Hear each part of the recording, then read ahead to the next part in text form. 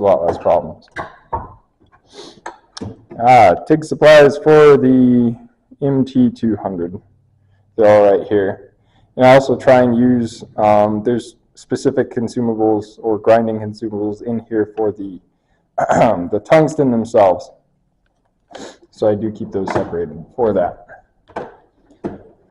We have in the next drawer the spool gun and the aluminum brushes and related consumables for said spool gun and some extra things such as arc rod and another roll of wire.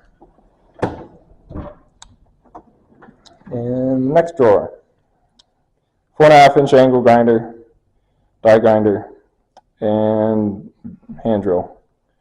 All my caps nicely put away, a nice set of drill bits, you know, and other accessories for the angle grinder. Usually there's a tape measure right here. Got to put it down here because they make the things just so meaty.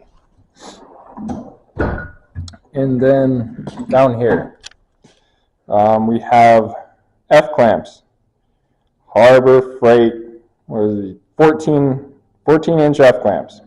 They're $20. They're awesome. Then we got some smaller ones, smaller F clamps, not from Harbor Freight. We have our pipe level, and then usually back here is a bunch. I usually have 6 ratchet straps.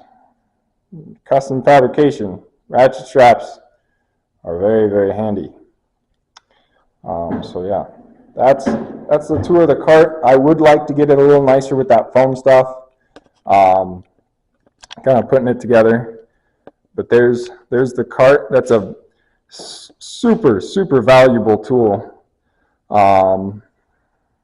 almost irreplaceable. I had a whole wall of miscellaneous stuff, tore it all down, tried to find exactly what I need to do fabrication, and I'd say for probably 80% of what you're doing, everything you'd need is in here.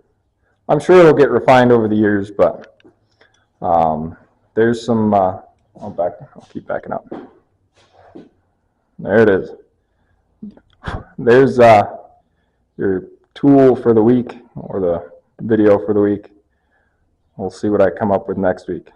But I hope this helps you in your fabrication goals and where you want to go, or if you're just starting out. If you have any questions, leave them in the comments. Shoot me an email, something like that. Thank you for your time.